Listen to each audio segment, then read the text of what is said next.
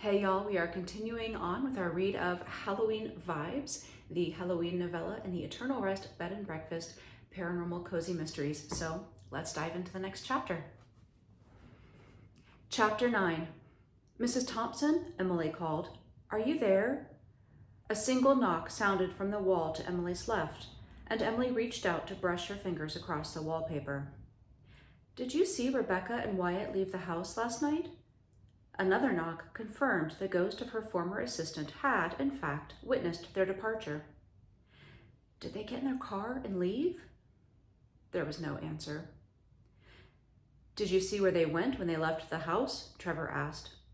Two knocks came quickly in response to indicate a no. Mrs. Thompson had seen Rebecca and Wyatt go out, but she hadn't followed them through the front door. Okay, thanks. Emily was disappointed Mrs. Thompson didn't have anything more, but it wasn't the ghost's job to keep track of her guests' comings and goings anyway. She walked to the sofa and plopped down onto it. Trevor sat down beside her and leaned his head against the back of the sofa. You'll just have to ask your guests if they went anywhere. And I'll have to find a way to do it as politely as possible. Emily yawned widely. First, though, I think I need a nap. I didn't get much sleep last night, and then someone dragged me out for a seance and some sleuthing this morning. Trevor gave Emily a look of mock innocence. Don't blame me. Sage was the one who made me come get you. Then I'll lecture her tonight when I get to the square. I'll see you there. Happy napping. By the time Trevor had closed the front door behind him on his way out, Emily was already half asleep on the sofa. She had just started to doze when the clatter of the pencil hitting the floor startled her awake. Wondering what new information Kelly had to impart, Emily jumped up and hustled to her desk. It wasn't information, but an apology. Mrs. Thompson says she's sorry she didn't follow the guests. She didn't know there would be a murder. She felt my shock when I found the pumpkins, so she came to the cemetery to check on me. It was nice of her. I'm glad she's looking out for you, Emily said. Kelly's home life hadn't been good when she was alive, and Emily knew it meant a lot to Kelly to have a kind, matronly figure looking after her. Kelly hadn't gotten the life she deserved before her murder, but she seemed to be making up for it in the afterlife. Emily retreated into her bedroom for a proper nap, but she set her alarm to wake her in 1 hour. At some point, her guests would be back, and she didn't want to be groggy when she greeted them. The timing worked out well since Emily got up just 15 minutes before she heard her guests trooping through the front door. She went into the hallway, scanning the area for Rebecca. Emily had expected Rebecca to be upset, or at least subdued. She was surprised then to see Rebecca smiling at Sherry, who was laughing. Wyatt brought up the rear of the group, and instead of following the others upstairs, he walked straight toward Emily. When he was just a few feet away from her, he raised his arm, and Emily saw the glint of metal. Emily jumped backward on instinct as she realized Wyatt was holding a large carving knife. My carving knife. Wild thoughts rushed through Emily's mind, but the most prominent one was, is he really going to murder me while his wife and friends are on the stairs? Wyatt's face broke into a wide grin. Then he threw back his head and laughed. Your face, he howled. You seriously thought I was going to kill you. Behind Wyatt, Emily saw Chase and Bear, who were huddled together at the foot of the stairs. Happy Halloween, Bear called before breaking into a belly laugh. Emily forced her shoulders to relax as Wyatt lowered his arm and turned the handle of the knife in Emily's direction. I found it in the front flower bed. It must have fallen off the table while we were making jack-o'-lanterns yesterday. Emily gingerly took the knife from Wyatt. It must have, she agreed. Inside, though, Emily's mind was still churning.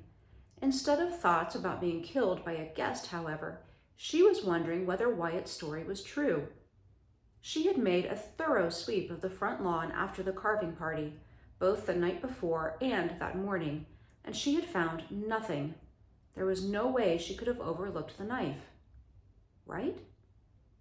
The costume lady is coming in an hour, Wyatt mentioned as he turned away. Great, Emily said. not really paying attention to him. She was still staring at the knife in her hand. "I'll make extra sweet tea."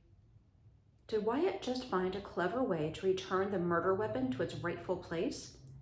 He could have stashed it in the flower bed, underneath a bush or behind a dogwood tree, where Emily wouldn't have noticed it. Then, at the right moment, Wyatt could claim he had spotted the knife while walking past, and he would look like a nice guy for returning it. Emily held the knife by just 2 fingers as she took it to the kitchen. She laid it on a tea towel and leaned down close, squinting as she looked for any signs that this was, in fact, the knife that had been used on Joe. Instead, all Emily saw were some dried pumpkin guts. "At least I can tell Danny the knife turned up." Emily sat at her desk in the parlor for the next hour, throwing looks over her shoulder every few minutes in case someone else surprised her with a carving knife. She realized wryly that checking email had never given her such an adrenaline rush before. When the doorbell rang, Emily breathed out a sigh of relief, only to remember that the newcomer was yet another suspect in Joe's murder. "At this point, I should just invite Gloria and Jacinda over too. We can have a murder party." Emily opened the door to see no one. Instead, she found herself facing a garment rack full of costumes. The silver rack was on wheels, and a head popped out from behind it. It was Robbie. "Hi, we didn't meet properly earlier," he said. "There was an awful lot going on." Emily gave Robbie a wave. "I'm Emily. You are Bailey's assistant. She saw my costuming work in the Oak Hill Community Theater's production of Starlight Express. She offered me a job on the spot." Emily's eyes flicked to the rack of costumes. "Let's Play Dress Up doesn't just sell costumes? You also make them?" "We do. We sell cheaper things too, but the real money is in custom stuff." "I had no idea Oak Hill could support that kind of business." "Oh, it can't," Robbie said breezily as Emily stepped to the side so he could roll the rack through the front door. "We do a lot of work in Atlanta." "Make a left. We'll use the dining room." Robbie was already laying accessories out on the dining room table when Bailey came through the front door. Her face was pinched, and she was walking slowly, almost cautiously. "We meet again." "Can I get you something to drink?" Emily offered. "I've got sweet tea, but I can also brew some fresh coffee." Bailey gave Emily a tight smile. "Tea would be great." By the time Emily returned to the dining room with a tray of glasses, her guests had already filed in and were looking over the costumes. Sherry squealed with excitement as she ran her fingers over a black spiderweb print dress, and Chase was trying on a top hat. Emily put the tray of sweet tea on the sideboard, well away from the costumes and accessories, then took a moment to observe everyone in the room. Rebecca was next to Sherry, smiling and saying something about vampire fangs, though she too had a slightly pinched expression, like Bailey. Poor things, they're probably exhausted. And, despite being Joe's ex-girlfriends, Emily knew they both must be grieving, no matter how much of a jerk the guy had been. Wyatt, on the other hand, had the brightest smile of the bunch. He was laughing heartily as he swung a long black cape over his shoulders. "Robbie, grab the dark red dress," Bailey ordered. "It's in Rebecca's size." Robbie did as instructed, presenting the dress to Rebecca with a flourish. "Emily, can we use the parlor as a changing room?" Rebecca asked. Emily waved in the direction of the parlor.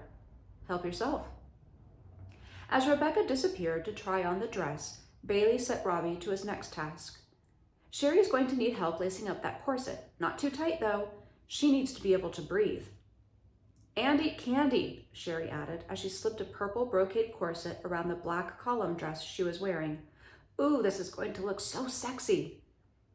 Emily's cell phone rang, and as she pulled it out of her pocket, she saw Chase try to toss the top hat onto the dining room table. His aim was off, though, and Bailey reached out a hand to deftly catch it midair. "Robbie, let's get this guy measured up," she said, not missing a beat. "We've got that ghoul costume in the van that might be a better fit for him." The dining room was becoming more chaotic as people tried on and discarded costume pieces, and the volume was rising to match. Emily pressed her phone against her ear as she slipped out of the room and headed for the peace and quiet of the kitchen. It was Danny calling, and he sounded harried. I've got some things I'm following up on, he told Emily. I don't think I'm going to make it to eternal rest to talk to your guests today, unless you have some solid evidence that one of them did it. Emily thought of her carving knife, which Wyatt had oh so conveniently found. Still, she reminded herself, he might have been telling the truth about it, and she didn't want to accidentally get one of her guests hauled into the police station. Nothing solid, no, she told Danny. But if you still want to talk to them, why don't you come here tomorrow morning? They won't check out until closer to lunchtime, I expect, especially if they're out late tonight. Danny agreed, told Emily to be careful, and promised to rush right to her aid if she needed it. Emily had to laugh at that last part. I'm going to be in the town square tonight giving out candy. The only thing I expect to need rescuing from is kids who are buzzing from too much sugar. Emily had just gotten off the phone when her doorbell rang. She opened the front door to find Trish and Sage standing side by side. Trish thrust a box and a paper bag toward Emily. Hey, Emily! Sage was just filling me in on your ghost situation. Crazy. You tell Joe he can kiss my grits for always bad-mouthing my bakery. Sage waved a hand to indicate the space around them. You just told him. He's here? Trish asked. Her eyes widened in excitement, then narrowed. You behave, Joe Carruthers. I don't want to hear that you've been rude to these ladies. Trish glanced at her watch. I gotta go. I'm going to jump into my costume, then Clint and I will be giving out candy in the square. Come say hi if you get a break. With a wave, Trish left, leaving Emily feeling slightly breathless as usual. Trish always seemed to run at full speed. Did you just say Joe is with you? Emily asked Sage. I talked him into coming for a visit. I thought he might be more comfortable if only one of his exes were around, but I see Bailey is here too. Still, we'll see how much he talks. It was only then that Emily noticed Sage had her bag of seance tools with her. She breezed past Emily and into the dining room, and Emily followed to hear her say, Can we take a quick break to talk to Joe's ghost? Wyatt scoffed. Ghosts aren't real. A loud knock echoed around the room. Mrs. Thompson disagrees, Emily said dryly.